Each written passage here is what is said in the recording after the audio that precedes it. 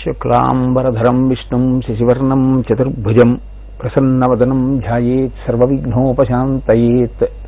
గురుర్బ్రహ్మా గురుర్విష్ణుః గురుర్దేవో మహేశ్వరః గురుః సాక్షాత్ పరబ్రహ్మ తస్మై శ్రీగురవే నమః. వ్యాసాయ విష్ణురూపాయ వ్యాసరూపాయ విష్ణవే నమో వై బ్రహ్మనిధయే వాసిష్ఠాయ నమో నమః. వాగర్ధావివ సంపృక్తౌ వాగర్ధ ప్రతిపత్తయే జగతః పితరౌ వందే పార్వతీ పరమేశ్వరౌ. ఆస్తిక జనాన్ని ఉద్ధరించడానికి వేద విభాగం చేయడమే కాకుండా చక్కటి మార్గాన్ని అనుష్ఠించి ఈశ్వరుణ్ణి చేరుకోవడమే మనుష్య జన్మ యొక్క పరమ ప్రయోజనం కనుక దానికి కావలసినటువంటి విధి విధానాలను ఏర్పాటు చేసి మనస్సుని శుద్ధి చేయడానికి కావలసినటువంటి భగవత్ కథలతో కలిపి వ్యాస భగవానుడు మనకు అందించినటువంటి పురాణ రాజములలో ఒకటి శ్రీదేవీ భాగవతం. అటువంటి దేవీ భాగవతంలో ప్రత్యేకించి అమ్మవారికి సంబంధించినటువంటి విషయాల వివరణ చేయబడ్డాయి కాబట్టి దానికి దేవీ భాగవతము అని పేరు. దేవి అంటే క్రీడించున్నది, ప్రకాశించున్నది అని రెండు అర్థాలు. ఆ తల్లి ఈ సర్వ జగత్తునందు చైతన్య స్వరూపిణి అయి ఉన్నది. ఆమె లేని ఈ జగత్తు లేదు. బంగారము లేకుండా నగలు ఎలా ఉండవో, నగలు లేకపోయినా బంగారం ఎలా ఉంటుందో అలా అమ్మవారు లేని జగత్తు ఉండదు. కానీ జగత్తు లేకుండా అమ్మవారు మాత్రం ఉంటుంది. ఆ కారణం చేత ఆవిడ సర్వ జగత్తు యందు అంతర్లీనమైనటువంటి చైతన్య స్వరూపిణి. అటువంటి చైతన్య స్వరూపిణి అయినటువంటి అమ్మవారికి సంబంధించిన విశేషములను వివరించినటువంటి పురాణము కనుక దీనికి దేవీ భాగవతము అని పేరు. ఆ తల్లియే శంకర భగవత్పాదుల సౌందర్య లహరి మాటల్లో చెప్పాలి అంటే మహామాయా విశ్వం భ్రమయసి పరబ్రహ్మ మహిషి. మహామాయాస్వరూపిణి అయి ఆ తల్లి ఒక్కొక్క నాడు ఇంద్రియముల యొక్క లౌల్యములకు గురి అయ్యేటట్టుగా చేసి మళ్లీ జన్మ పరంపరని పొందేటట్టు చేసి బ్రహ్మమును తెలియకుండానూ చెయ్యగలదు. ఆ తల్లి అనుగ్రహించిందా? పరబ్రహ్మము తెలిసేటట్టు చేసి ఇదే చిట్ట చివరి జన్మ చేసి ఈ శరీరం పడిపోవడమే ఆఖరి మరణంగా చెయ్యగలిగినటువంటి తల్లి. ఆ తల్లి స్థూల సూక్ష్మ పరతత్వ స్వరూపంగా ఉంటుంది అని పెద్దలు నిర్ధారణ చేశారు. స్థూల స్వరూపము అంటే మాంసనేత్రము చేత చూడడానికి వీలైన రీతిలో అమ్మవారిని ఈ రూపంలో మేము చూడకుండా ఉండలేమో అని ఆరాధన చేసి మిక్కిలిగా కోరినటువంటి భక్తుల యొక్క సౌలభ్యార్థం వేదాహమేతం పురుషం మహాంతం ఆదిత్యవర్ణం తమసస్తుపారే సర్వాణి రూపాణి విచిత్య ధీర నామాని కృత్వాభివదన్ యదాస్తే అని ఆ తల్లి ఒక అవతారాన్ని స్వీకరించింది, ఒక రూపంతో కనపడింది. అలా కనపడడానికి ప్రధానమైనటువంటి కారణమే అమ్మవారు ధర్మ సంస్థాపన చేయడానికి అవతార స్వీకారం చేస్తూ ఉంటుంది. అందుకే యదా యదా హి సాధూనాం దుఃఖం భవతి దానవ తదా తేషాంచ రక్షార్థం దేహం సంధారయామ్యహం అంటుంది. భగవద్గీతలో కృష్ణ భగవానుడు పరిత్రాణాయ సాధూనాం వినాశాయ చ దుష్కృతాం ధర్మ సంస్థాపనార్థాయ సంభవామి యుగే యుగే అన్నట్లే ఎప్పుడెప్పుడు సాధు పురుషులైనటువంటి వారు హింసింపబడతారో, ఎప్పుడెప్పుడు అధర్మము పెచ్చరిల్లుతుందో అప్పుడు సాధు పురుషులను అనుగ్రహించడానికి, అధర్మం పెచ్చు తిరిగిపోవడానికి కారణభూతులైనటువంటి వారిని నిగ్రహించడానికి నేను ఒక రూపాన్ని స్వీకరిస్తాను అని తల్లి ప్రతిజ్ఞ చేసింది. అలా మాంసనేత్రమునకు గోచరమై అనుష్ఠించడానికి వీలై ఒక ధ్యాన శ్లోకముతో కరచరణాదులతో మాంసనేత్రమునకు అంది ఆరాధ్యనీయమైనటువంటి తల్లి యొక్క స్వరూపాన్ని స్థూల స్వరూపము అని పిలుస్తారు. ఆ స్వరూపం షోడశోపచారముల చేత అర్చింపబడుతుంది. సూక్ష్మస్వరూపము బీజాక్షరముల చేత నిర్మింపబడి మంత్రస్వరూపమై ఉంటుంది. బీజాక్షరములు అన్నప్పుడు ఆ అక్షరమునందు శక్తి నిక్షిప్తమై ఉంటుంది. దాన్ని జపం చేసిన కొద్దీ ఆ అక్షరము విస్ఫోటనము చెంది ఆ శక్తి లోపల ప్రవహిస్తుంది. అందుకే వాటిని లెటర్స్ ప్రెగ్నెంట్ విత్ సౌండ్ అని పిలుస్తూ ఉంటారు. అటువంటి శక్తి కలిగినటువంటి బీజాక్షర స్వరూపంగా మంత్రస్వరూపంగా ఉండేటటువంటి తల్లికి సూక్ష్మస్వరూపము అని పేరు. వాక్కుకి మనస్సుకి అందకుండా కేవలం కారణతత్వంగా ప్రకాశిస్తూ అనుభవమునకు మాత్రమే అందేటటువంటి అద్వైత స్వరూపంగా నిలబడిపోయేటటువంటి తల్లి యొక్క స్వరూపం ఏదుందో దానిని పరతత్వ స్వరూపము అని పిలుస్తారు. వివిధ స్థాయిలలో ఉండేటటువంటి వారిని ఉద్ధరించడానికి ఆ తల్లి అనేకమైనటువంటి రూపములను పొందుతూ ఉంటుంది. అమ్మవారి ఆరాధన ఈనాటిది కాదు, భారతదేశంలో అనాదిగా వస్తున్నటువంటి ఆచారం. అన్నీ తెలుసున్నటువంటి వారు, వేదాంగములను చదువుకున్నటువంటి వారు అమ్మవారిని సంధ్యాస్వరూపిణి అయినటువంటి గాయత్రీ స్వరూపంగా ఆరాధన చేశారు. ఏమీ తెలియనటువంటి వారు అంకాలమ్మ, పోలేరమ్మ, మరిడమ్మ మొదలైనటువంటి పేర్లతో అమ్మవారికి ఉత్సవం చేశారు. ఎవరింట్లో ఏ ఉత్సవం జరిగినా, ఎవరింట పిల్లలు కలిగి వంశము వృద్ధిలోకి వచ్చి 10 మంది పిల్లలతో ఇల్లు సంతోషంగా ఉండాలన్నా అందరూ అర్చించేటటువంటి ఆ తల్లి యొక్క స్వరూపమే పెద్దింటమ్మ. పసుపు కుంకాలతో ఉండాలని కోరుకున్న వాళ్ళందరూ మొట్టమొదట అమ్మవారి స్వరూపాన్ని ఆరాధన చేసి పసుపు కుంకాలిచ్చేటటువంటి తల్లి పేరంటాలమ్మ. ఇలా ఏ పేర్లతో పిలిచినా ఆ తల్లి పేరు మీదే పూజలు జరుగుతుంటాయి. అసలు సనాతన ధర్మంలో కూడా మొట్టమొదటి నమస్కారం తల్లిదే. అందుకే మాతృదేవో భవ అని మనం పిలుస్తాం. అటువంటి తల్లి యొక్క వైభవాన్ని వివరించినటువంటి పురాణము దేవీ భాగవతము. దీనికి కర్త వ్యాస భగవానుడు. దీన్ని ప్రవచనం చేసినటువంటి మహాపురుషుడు శుకుడు. సాక్షాత్ వ్యాస మహర్షి యొక్క కుమారుడై, కారణజన్ముడై, మహాజ్ఞాని అయి లోకమునకు అత్యద్భుతమైనటువంటి గ్రంథములను బోధించడం కోసమే జన్మ స్వీకరించినటువంటి మహాపురుషుడు శుకబ్రహ్మ. అటువంటి శుకబ్రహ్మ ఒకానొక నాడు శౌనకాది మహర్షులకు ఈ పురాణ వివరణం చేశారు. శౌనకుడు ఒకనాడు ప్రశ్న వేశాడు. యదా జిహ్వేంద్రియాహ్లాదో షడ్రసైః ప్రతిపద్యతే తథా శ్రోత్రేంద్రియాహ్లాదో వచోభిః సుధియాం స్మృతః. అశ్రోత్రాః ఫణినః కామం ముహ్యంతి నభోగుణైః సకర్ణాయేన శృణ్వంతి తేప్యకర్ణాః కథంచన. అతం సర్వే ద్విజాః సౌమ్య శ్రోతుకామాః సమాహితాః వర్తంతే నైమిషారణ్యే క్షేత్రే కలిభయార్థితాః. నైమిషారణ్యంలో ఉండేటటువంటి ఋషులందరూ కూడా ఒకనాడు శౌనకుణ్ణి ఎదురుగుండా పెట్టుకుని ప్రశ్న వేస్తున్నారు. ఒక మంచి ప్రశ్న వేసినటువంటి వాడు తప్ప భగవంతుని యొక్క అనుభవమును పొందినటువంటి పెద్దల నుండి ఆ జ్ఞానమును పొందలేడు. పరిప్రశ్నైన సేవయా అంటాడు గీతాచార్యుడు. ఆ ప్రశ్న వెయ్యడంలో కూడా ఆర్తి ఉండాలి. ఆ ప్రశ్న వెయ్యడంలో కూడా తెలుసుకోవాలనేటటువంటి జిజ్ఞాస ఉండాలి. ఎంత అందమైనటువంటి రీతిలో ప్రశ్న వేశాడో చూడండి శౌనకుడు. యదా జిహ్వేంద్రియాహ్లాదో షడ్రసైః ప్రతిపద్యతే తథా శ్రోత్రేంద్రియాహ్లాదో వచోభిః సుధియాం స్మృతః. మనకి జిహ్వేంద్రియము అని ఒకటి ఉంది, నాలుక. అది షడ్రుచులను చెప్తూ ఉంటుంది. నాలుక ఉన్నటువంటి వాడు ఎప్పుడూ కూడా షడ్రుచులను తెలుసుకోవాలని, రుచులతో కూడినటువంటి పదార్థములను స్వీకరించాలని నిరంతరము కోరుకుంటుంటాడు.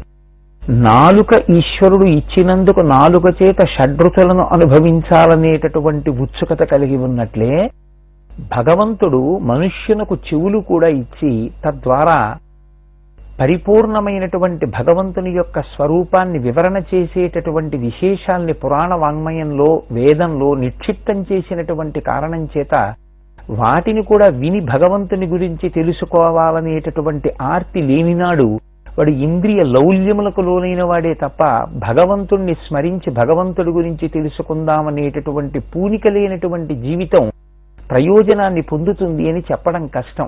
కాబట్టి మాకు కేవలము రసేంద్రియము కాదు, మాకు శ్రోత్రింద్రియము కూడా ఉంది, చెవులు కూడా ఉన్నాయి. మీరు మహానుభావులు, మీరు భగవంతుని గురించినటువంటి విశేషములు తెలిసినవారు, అనుభవించిన వారు. కాబట్టి మీరు గురుస్థానములో కూర్చుని చెప్పడానికి అర్హులు. మీ వంటి మహాపురుష సందర్శనము చేత మేము ఇవాళ పవిత్రులమయ్యాం. కాబట్టి మీరు మాకు భగవత్ కథ చెప్పవలసింది. చెవులు లేని ప్రాణులైనటువంటి పాములు కూడా ఆకాశగుణమైనటువంటి ఈ శబ్దాన్ని అనుభవించి ఆనందిస్తుంటాయి. అటువంటిది చెవులు కలిగినటువంటి మేము భగవత్ కథాశ్రవణమునందు ఎంతటి కుతూహలాన్ని పొంది ఉండాలి. మేమందరం నైమిషారణ్యమునందు ఉన్నవారం. ఇవాళ మా అదృష్టం కొద్దీ మీరు వచ్చారు. కాబట్టి ఓ సూత మహాముని, వ్యాస భగవానుడు ఏ శుక మహర్షికి ఈ దేవీ భాగవతాన్ని వివరించాడో దాన్ని మీరు తెలుసుకుని ఉన్నటువంటి వారు. మాకు దేవీ భాగవతాన్ని వివరించవలసింది అంటూ శౌనకుడు అంటాడు. ఏన కానాప్యుపాయేన కాలాతి వహనం స్మృతం వ్యసనైరిహ మూర్ఖాణం బుధానాం శాస్త్రచింతనైః. కాలమనేటటువంటిది ఆగేది కాదు, అది ఒక ప్రవాహ స్వరూపము, అలా వెళ్ళిపోతుంటుంది.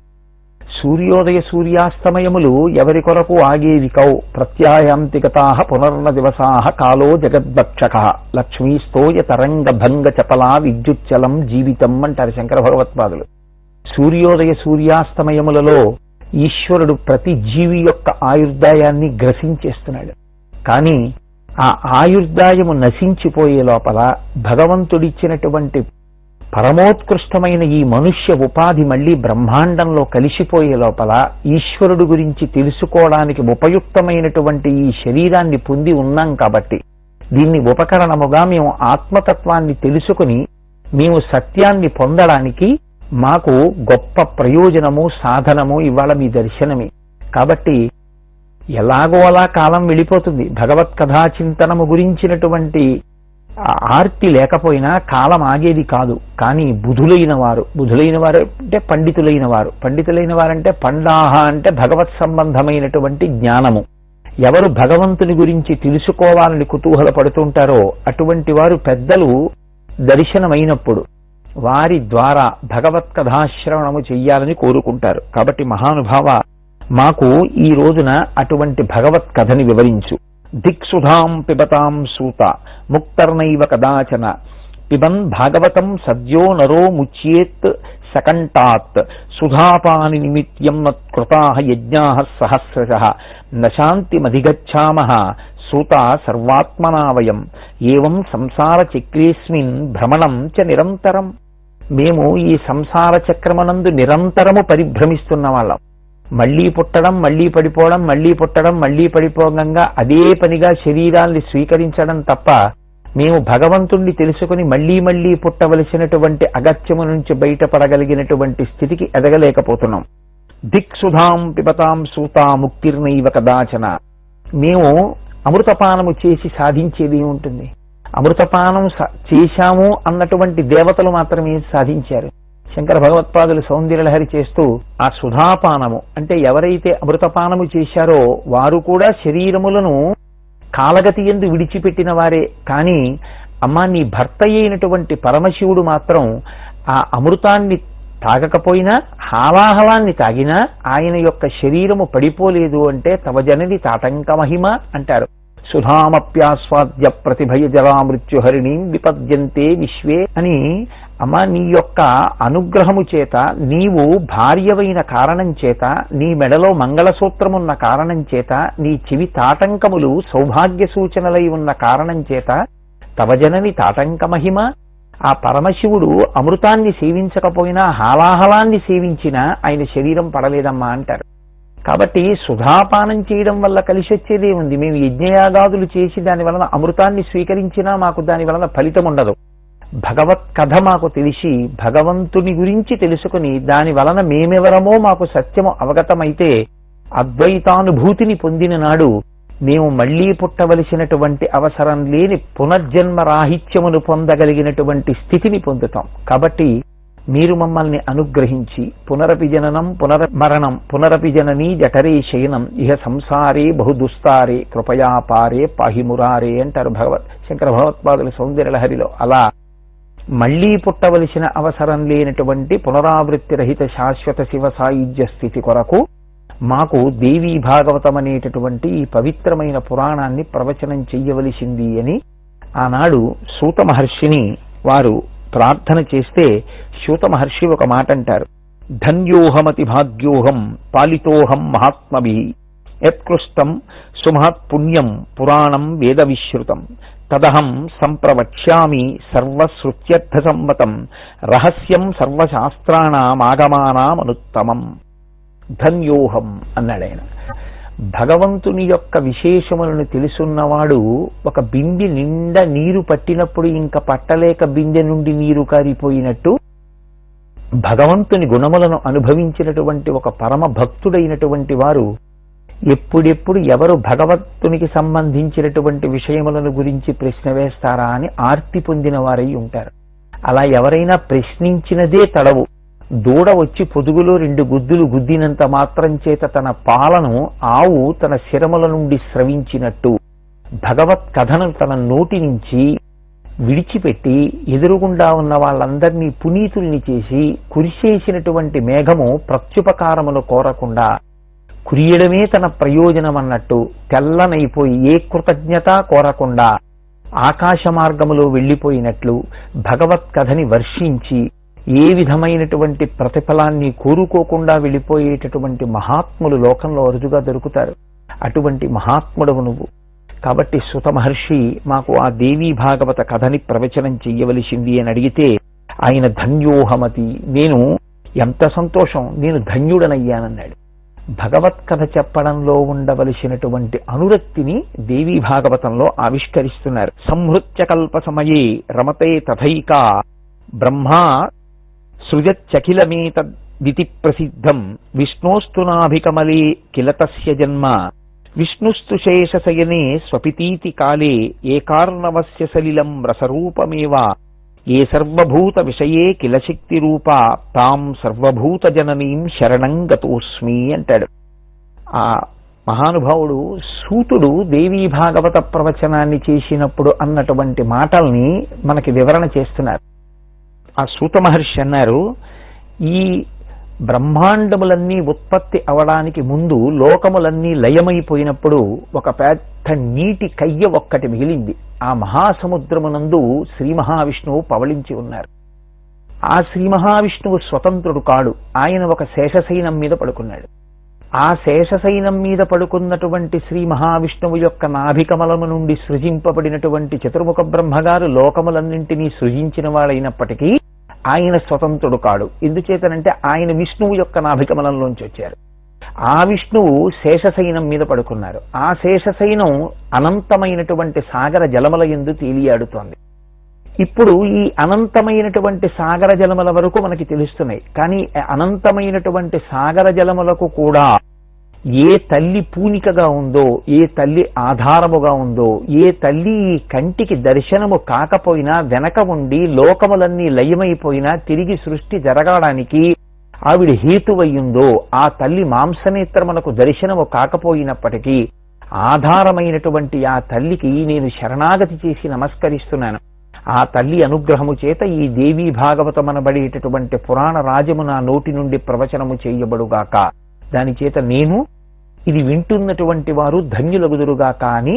శక్తి అంటే కదలిక కాబట్టి ఆ తల్లి అనుగ్రహము లేనిదే తన నుండి కూడా వాగ్రూపముగా దేవీ భాగవతం అనబడేటటువంటి ఈ గ్రంథము, ఈ పురాణ రాజము, దానిలో ఉండేటటువంటి విశేషములు పైకి ప్రవహించవు కనుక, ప్రవాహము అంటే కదలిక కనుక ఆ వాక్కులు లోపల ఉన్నటువంటి ఊపిరి భావజాలములతో కూడినదై కదిలి వాగ్రూపముగా బయటికి వస్తే అది ఆనాడు అక్కడ నైమిషారణ్యంలో ఉండేటటువంటి ఋషులందరినీ కూడా తరింపచేస్తే ఆ తరువాతి కాలంలో పెద్దల చేత ప్రవచనము చేయబడుతూ వచ్చినటువంటి దేవీ భాగవతం అనుశ్రుతంగా కొన్ని కోట్ల మంది ఆధ్యాత్మిక తీరాలు చేరాలనుకున్న వారందరినీ కూడా తరింపచేసింది కనుక ఈ కదలికలన్నిటి యందు అమ్మవారే ఉంది అని మొట్టమొదట సూత మహర్షి ఆ తల్లి భగవతికి నమస్కారం చేసి ప్రారంభం చేస్తున్నారు.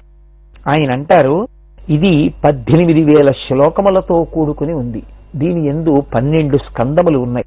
318 అధ్యాయములతో కూడుకుని ఉంది.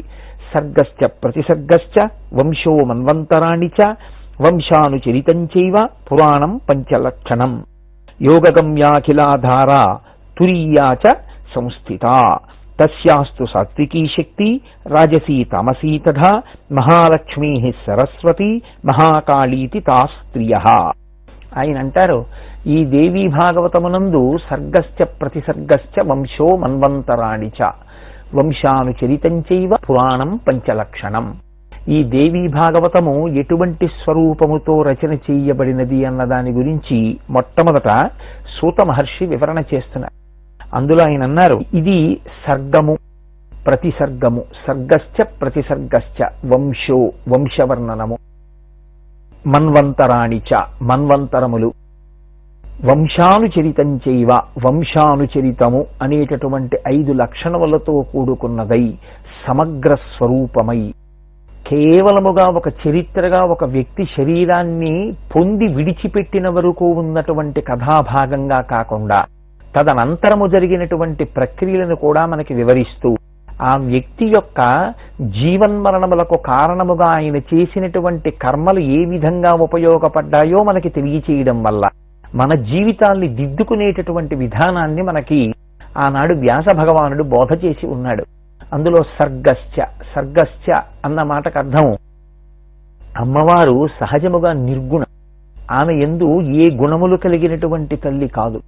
ఆమె శుద్ధ సత్వమునకు ఆవల, నిర్గుణమై నిరంజనమై ప్రకాశించేటటువంటి ఆ తల్లి ఏ విధంగానూ వాక్కులకు మనస్సునకు అందేటటువంటి స్వరూపముతో ఉండేటటువంటిది కాదు. కానీ ఈ జగత్ సృష్టి స్థితి లయ అనబడేటటువంటి మూడింటిని జరిపితే తప్ప అసలు ఈ సృష్టి కార్యమనేటటువంటిది జగన్ నిర్మాణం అనేటటువంటిది జరగదు గనుక ఆనాడు ఆ తల్లి గుణములను పొందింది.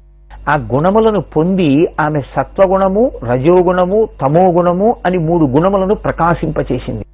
ఈ 3 గుణములే సర్వ సృష్టికి మూలమయ్యాయి, సర్వ సృష్టి యొక్క స్థితికి కారణమయ్యాయి, సర్వ సృష్టి యొక్క లయకు కారణమయ్యాయి. ఇందులో ఆమె సృష్టి చేసినప్పుడు రజోగుణంతో కూడుకున్నటువంటి ఒక శక్తి స్వరూపాన్ని ఆవిర్భవింపచేసింది.